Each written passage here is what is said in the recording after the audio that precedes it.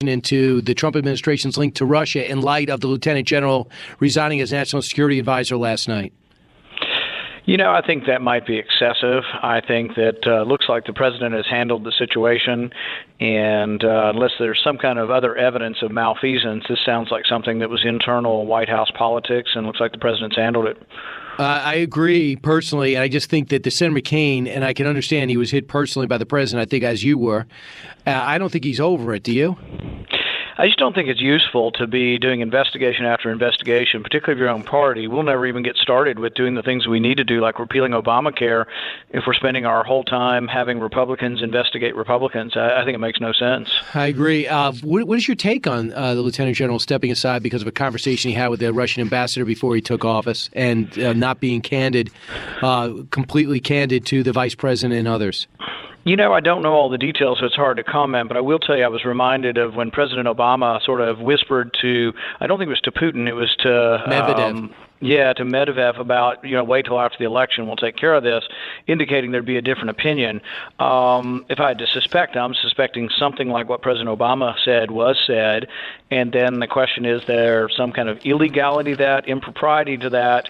You can disagree with the policy, obviously, but that's a policy disagreement. But I think the real problem is in an administration, people have to trust each other, and apparently there is discussion that there's a transcript of this because people need to realize the NSA monitors all of your phone calls. And so apparently there's a transcript that directly contradicts what he was saying. And I think that's became ultimately the problem. I'm a little concerned as an American that the president's private phone calls with world leaders are leaking out. 3 of them already. They're only 25 days in.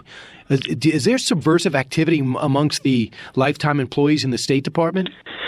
I don't really know. I do know that it's interesting when you look at the NSA's monitoring of phone calls, they have something called minimization. So there was a little line in the Washington Post from a couple years ago that ought to shock people, that the president himself was minimized 1,500 times in 1 year. This was President Obama. So that means that they're recording President Obama's conversations, and then they agree not to listen to them. But that's a great deal of power, and I'm not insinuating the NSA had anything to do with this. I'm just saying that we have to realize that we have given power to an agency to record not only every American's phone calls, but even the president's phone calls. And I'm not saying that's where the leaks came from. Most likely leaks came from humans that are involved with the process, either at State Department or White House.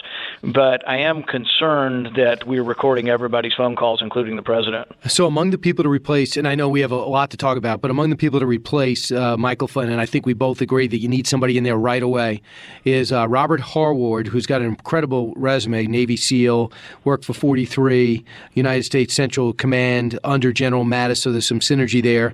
40-year career in the Navy. Among the others, David Petraeus. He's on probation for what he did as CIA director until the spring. Would you be okay with Petraeus if he got the nod? Well, first off, this is President Trump's pick, and this is somebody that won't be approved by the Senate, so officially no one will ask my advice and consent on this.